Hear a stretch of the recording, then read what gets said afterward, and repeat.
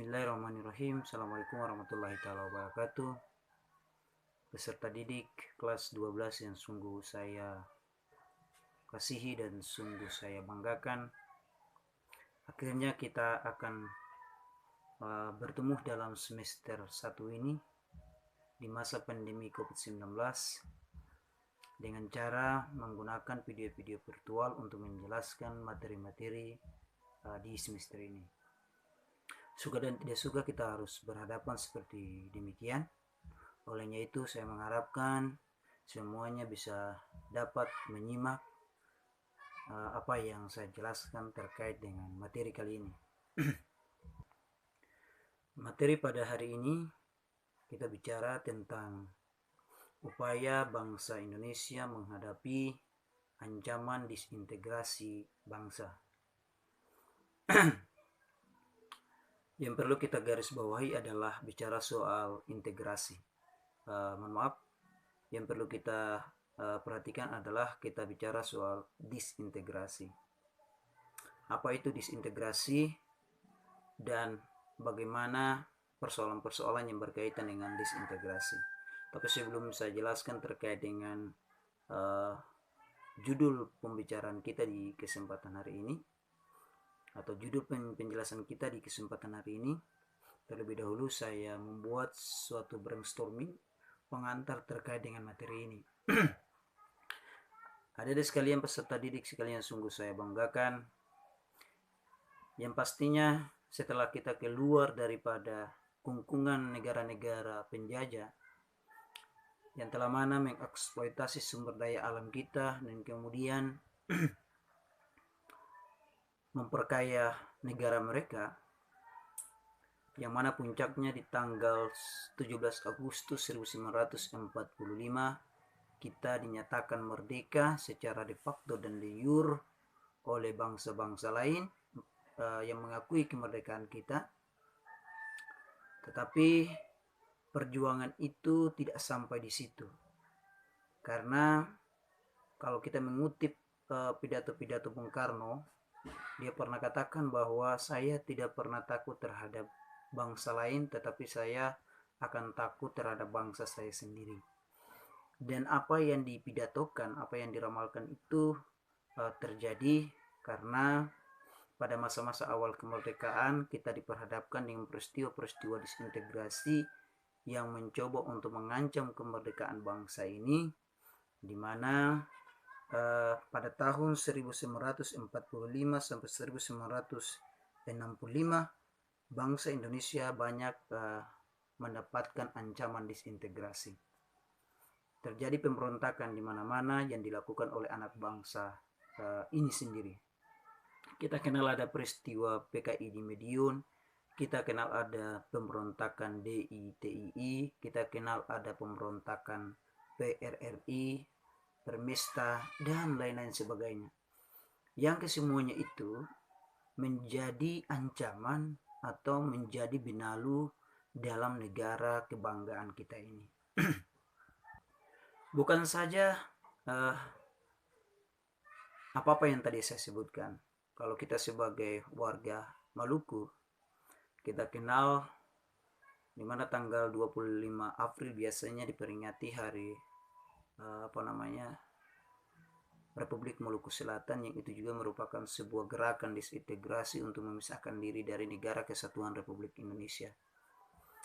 Dan masih banyak lagi contoh-contoh gerakan-gerakan separatis yang menjadi ancaman bagi Negara Kesatuan Republik Indonesia. Lalu bagaimana upaya negara untuk menghadapi gerakan-gerakan disintegrasi, gerakan-gerakan separatisme yang mengancam Negara Kesatuan Republik Indonesia?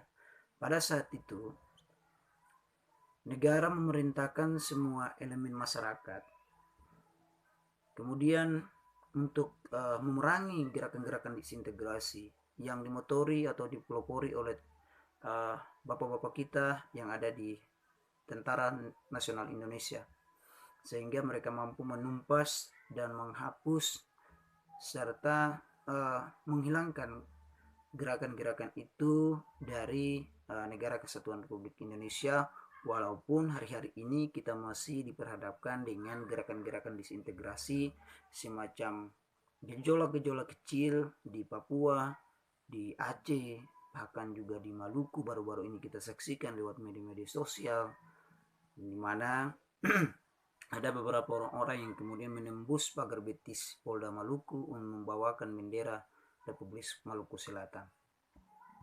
Hal-hal semacam inilah perlu kita pelajari, perlu kita ketahui agar supaya kita tidak terlibat dan kemudian kita tidak ada dalam barisan-barisan semacam itu.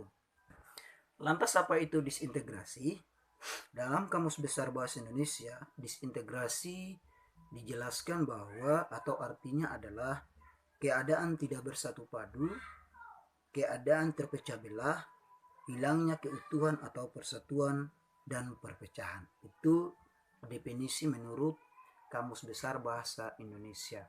Ada lagi beberapa tokoh di bangsa ini, misalkan seorang penulis namanya Soejono Sukanto dan juga Budi Sulistyowati mengibaratkan disintegrasi itu semacam tubuh manusia. Jadi contoh di anggota tubuh kita ini ada yang sakit, berarti itu mengganggu semua aktivitas yang ada pada tubuh kita. Itu Soejono Sukanto dan kawannya mengibaratkan disintegrasi itu seperti itu. Awal kemerdekaan tahun 1945 sampai 1965 kita diperhadapkan dengan ancaman disintegrasi terhadap bangsa ini yang kemudian dipelopori oleh yang pertama PKI di Madiun, kemudian yang kedua adalah Darul Islam atau TII atau Tentara Islam Indonesia yang dipelopori di Jawa Barat dan Aceh. Ada tokoh-tokohnya. Kalau PKI itu kita kenal ada Musso, ada Amir Saripudin, dan juga ada Dipa Nusantara Aidit. Dan kemudian kalau bicara tentang DITI itu banyak sekali. Kita kenal ada Kartosuwirjo itu sebagai tokoh pendiri DITI.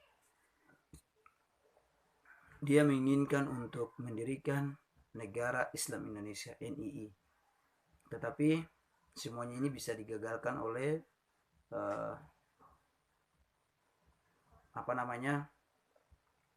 orang-orang yang dipercayakan untuk mengelola keamanan bangsa ini. Selain itu ada sekalian, ada juga APRA. Apa itu APRA? APRA itu adalah Angkatan Perang Ratu Adil. Dipelopori di mana tempatnya? Dipelopori di Bandung. Jadi APRA ini, orang-orang APRA ini kemudian mempercayakan tentang ramalan, kalau tidak salah itu ramalan Jayabaya, bahwa ada orang yang datang untuk memerdekakan Indonesia, yang kemudian misinya adalah mendirikan negara Pasundan. Selain PKI, selain DITI, selain APRA, ada juga pemberontakan yang dilakukan oleh Andi Aziz di Makassar. Yang kelima, yakni Republik Maluku Selatan di Maluku yang didirikan oleh Dr. Semokil. Nah, semua gerakan-gerakan separatis ini dimulai daripada PKI sampai kepada RMS ini adalah gerakan-gerakan separatis yang kemudian digolongkan dalam istilah disintegrasi yang ingin memisahkan diri dari Negara Kesatuan Republik Indonesia.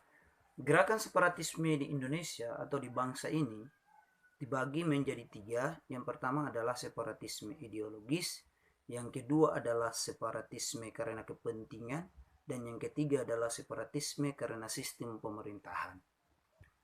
Contoh dari separatisme karena ideologi, yang paling terkenal adalah PKI Madiun, yang kedua adalah DITI, dan yang ketiga adalah peristiwa 30 September. Saya jelaskan, ada beberapa poin yang terkait dengan ini. Ada sekalian, kita kenal bahwa PKI itu adalah salah satu partai yang pernah berkuasa di Indonesia, bahkan pernah masuk dalam parlemen pernah menjadi orang-orangnya pernah menjadi orang tokoh-tokoh penting dalam bangsa ini. Mereka-mereka ini punya afiliasi untuk mendirikan negara Soviet di Indonesia. Artinya mereka berkeinginan untuk mengkomuniskan Indonesia, karena Partai Komunis Indonesia sendiri puncaknya atau berasal daripada Uni Soviet yang dulu pernah berkembang. Karena di dunia ini ada dua ideologi, pada zaman dahulu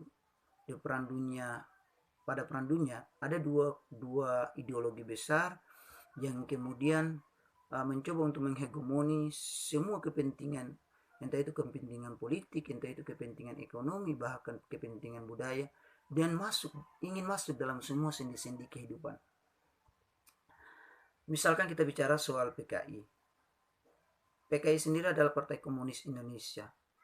Komunis ini dia sangat bertentangan dengan namanya Pancasila. Pancasila tidak menghendaki komunis untuk menyusup di dalamnya. Karena komunis ini kemudian dia tidak menghendaki semua kepercayaan yang ada di Indonesia. Jadi kata kasarnya dia tidak percaya terhadap nilai-nilai ketuhanan. Yang kedua adalah DITII. DITII ini merupakan sebuah gerakan yang dimotori oleh Kartosuwiryo yang ingin mendirikan sebuah negara Islam yang tidak mau menerima Pancasila sebagai sebuah falsafah bangsa.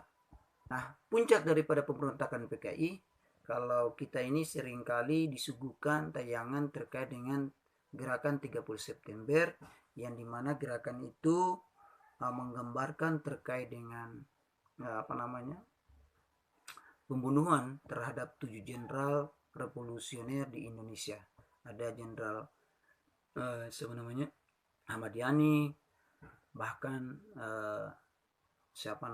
Tendean, dan beberapa orang-orang lagi yang tidak saya sebutkan satu persatu. Tapi kalau adik-adik sekalian biasa tonton, itu nanti di tanggal 30 September itu sering diputarkan, karena itu film dokumenter dan film sejarah monumental bagi bangsa ini, dimana menggambarkan tentang kekejaman PKI pada zaman itu.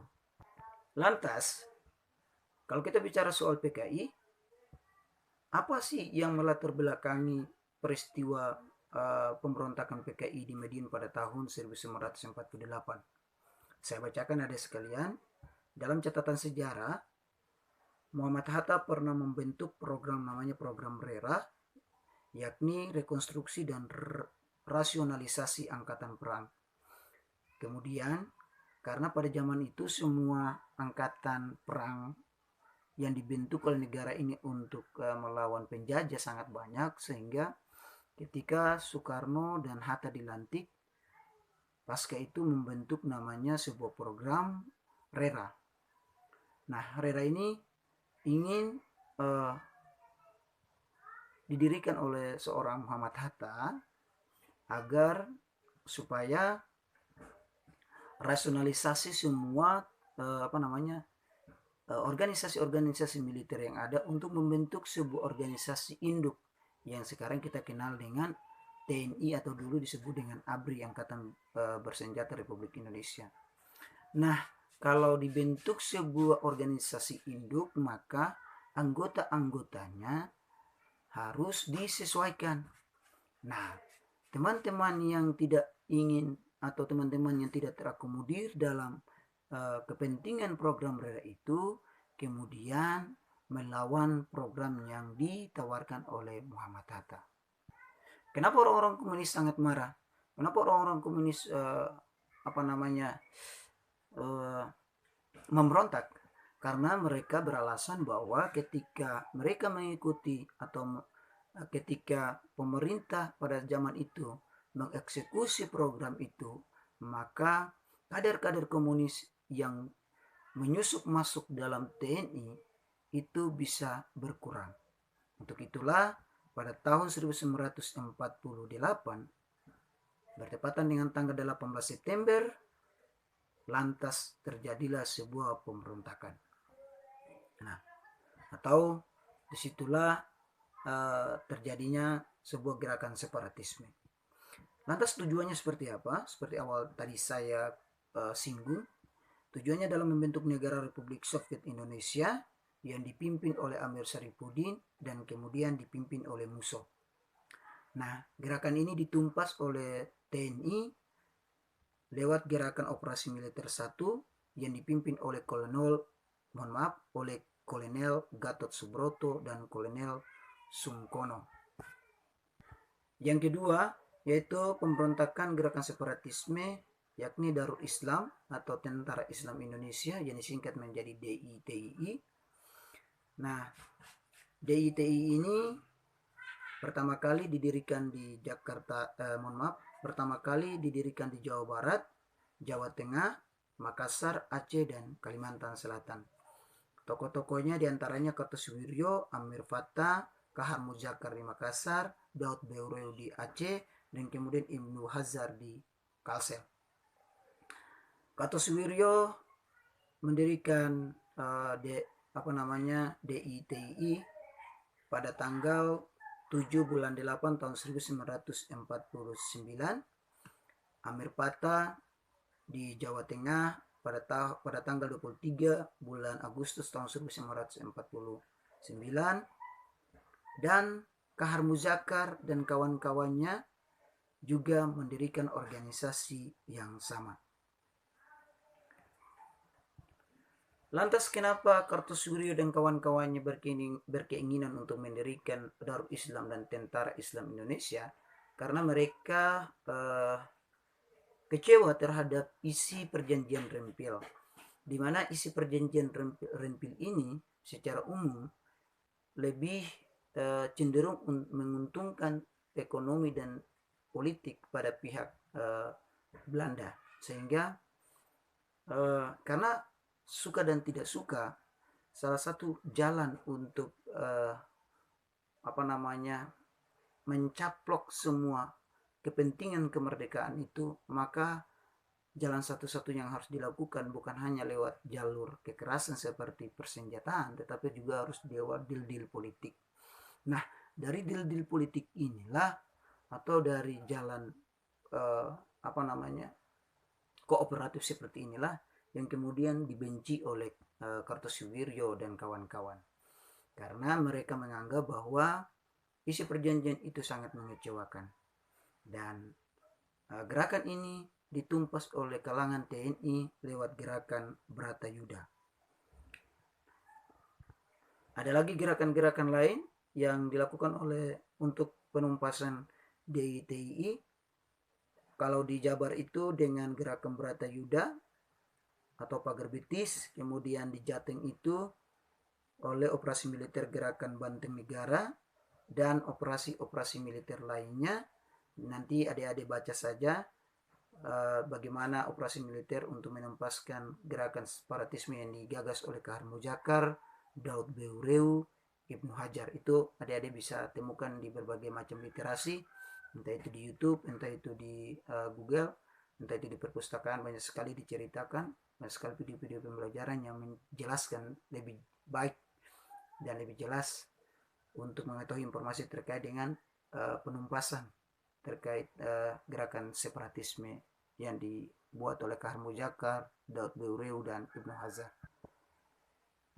Kemudian ada sekalian, yang masih menjadi tanda tanya besar adalah apakah peristiwa 30 September ini yang terjadi di tahun 1965 ini merupakan sebuah peristiwa yang itu benar-benar ada, ataukah itu adalah sebuah konspirasi. Sampai saat ini masih terjadi bentuk setuju dan tidak setuju di kalangan para sejarawan, di kalangan para peneliti terkait dengan peristiwa ini. Apakah memang itu adalah bagian daripada ekspresi kekecewaan kaum orang-orang PKI, ataukah ini adalah desain by design dari sebuah negara. Itu wallahu a'lam bishawab, kita tidak bisa jangkau seperti itu. Tetapi ada beberapa hal yang perlu menjadi informasi, menjadi catatan buat adik-adik sekalian. Ada beberapa versi. Versi yang pertama adalah PKI menurut Nugroho Noto Susanto dan Ismail Saleh. Kemudian peristiwa 30 September ini merupakan gaya intelijen Amerika namanya CIA atau CIA yang banyak sekali penjelasan-penjelasannya terkait dengan campur tangan CIA dalam peristiwa itu yang ditulis oleh Peter Dallas Scott. Ada juga versi yang menyatakan bahwa konflik angkatan darat yang ditulis oleh ditulis oleh seorang penulis namanya Benedict Anderson dan Ruth Smith Pay. Kemudian versi yang keempat adalah Soeharto menurut Kolonel Abdul Latif. Jadi banyak juga yang ditulis di situ. Kemudian ada lagi mereka curigai terkait dengan peristiwa 30 September ini, kudeta merangkak MPRS menurut Suwoto Mulyo Sudarmo. Dan yang ketujuh, teori chaos menurut John Legge. Dan yang keempat adalah pertemuan antara kepentingan Inggris di Malaysia menurut salah seorang penulis. Jadi yang ke-8 ini adalah ada kepentingan Inggris dan Amerika sehingga sengaja untuk membenturkan Indonesia. Itu terkait dengan beberapa versi yang bisa adik-adik baca yang menjelaskan tentang peristiwa 30 SPKI. Apakah itu memang merupakan sebuah fakta atau hanya sebuah by design? Sampai saat ini belum juga dibuktikan.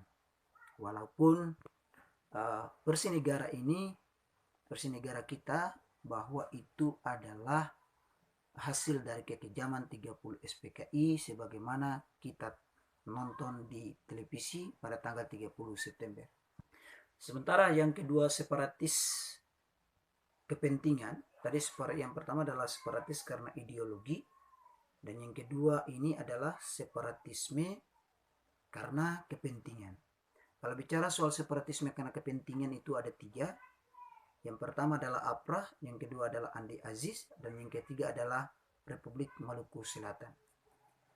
Angkatan Perang Ratu Adil ini yang disingkat menjadi APRA, latar belakang didirikannya karena memanfaatkan kepercayaan rakyat Indonesia kepada ramalan Jayabaya seperti tadi saya katakan, dan akan datang Ratu Adil, pemimpin yang membawa kemakmuran. Apa tujuannya? Tujuannya adalah ingin mempertahankan Pasundan sebagai negara federal dan APRA sebagai tentara negara Pasundan. Jadi mereka menganggap bahwa ada seorang pemimpin, ada seorang ratu yang membawa kemakmuran yang kemudian bertujuan untuk mempertahankan negara Pasundan atau negara Jawa. Kapan didirikan? APRA ini didirikan pada tanggal 23 Januari 1950 yang dibawa kepemimpinan Raymond Westerling dan kemudian Sultan Hamid II. Gerakan separatisme ini ditumpas dalam operasi militer yang dilaksanakan pada tahun 1950. Yang kedua adalah pemberontakan Andi Aziz yang melatar belakangi peristiwa ini atau melatar belakangi gerakan separatisme ini karena menolak kedatangan APRIS dari unsur TNI. Tujuannya adalah mempertahankan negara Indonesia Timur, NIT, kemudian didirikan pada bulan April tahun 1950. Nah, pemimpinnya adalah Andi Aziz. Kemudian penumpasan gerakan separatisme ini dalam operasi militer yang dipimpin oleh Kolonel Kawilarang pada tanggal 15 April 1950. Dan yang ketiga adalah gerakan separatisme karena kepentingan, yakni Republik Maluku Selatan. Apa latar belakang berdirinya negara Republik Maluku Selatan? yakni penolakan terbentuknya Negara Kesatuan Republik Indonesia dan pergolakan atau penolakan bergabung daerah-daerah negara Indonesia Timur ke dalam wilayah Negara Kesatuan Republik Indonesia. Jadi RMS berkepentingan untuk mendirikan sebuah negara yang mana daerah-daerah Indonesia Timur harus masuk dalam kekuasaannya. Tanggal 25 April 1950, saya ulangi lagi informasi itu, sebagai hari lahir PKI atau didirikannya PKI. Kemudian dipimpin oleh Stephen Smokil, dan operasi militer yang dipimpin oleh Kolonel A. Kawilaran juga, yang ditugaskan oleh negara untuk menumpas gerakan separatisme Republik Maluku Selatan. Walaupun sampai saat ini benih-benihnya masih berada di Maluku. Entah itu dari kacamata politik ataupun entah itu dari kepentingan-kepentingan negara-negara lain. Dan yang ketiga adalah gerakan separatisme karena sistem pemerintahan. Nah, dalam gerakan separatisme karena sistem pemerintahan ini dikategorikan menjadi dua, yakni PRRI dan kemudian Permesta. PRRI dan Permesta didirikan karena ketidakpuasan beberapa daerah di Sumatera dan Sulawesi terhadap alokasi biaya pembangunan dari pemerintah pusat, dan kemudian PRRI didirikan pada tanggal 15 Februari 1956 oleh salah seorang letkol Ahmad Hussein dengan Sarifuddin Prawiranegara sebagai Perdana Menteri di Sumatera Barat, dan kemudian Permesta didirikan pada tanggal 2 Maret 1957 oleh Letkol Samuel di Makassar ataupun di Sulawesi. Ada beberapa dewan PRRI, yakni Dewan Banteng, Dewan Gajah, Dewan Garuda, dan seterusnya. Kalau dari sisi PRRI,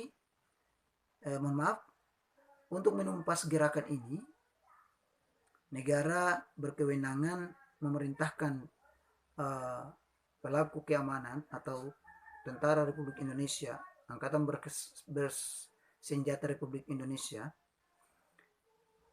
di bawah kendali seorang Letkol Ahmad Yani, yang kemudian menumpaskan gerakan Permesta dan gerakan PRRI di bagian wilayah Indonesia yang tadi saya sebutkan. Oke, adik-adik sekalian, mungkin itu saja yang bisa dapat saya jelaskan terkait dengan pertemuan pertama kita, yakni upaya bangsa Indonesia melawan gerakan disintegrasi bangsa. Jadi ada peribahasa, ada satu kata bijak, bersatu kita teguh, bercerai kita runtuh. Itu sebenarnya spiritnya berasal daripada gerakan-gerakan yang pernah terjadi di bangsa ini. Olehnya itu saya mengimbau kepada kita semua, jangan kita kemudian terpengaruh oleh atau kita berafiliasi dengan gerakan-gerakan semacam ini, karena gerakan-gerakan semacam ini dimusuhi dan kemudian tidak diterima dalam pikiran kita sebagai anak bangsa Indonesia. Sekian dari saya. Billahi taufiq wal hidayah. Wassalamualaikum warahmatullahi taala wabarakatuh.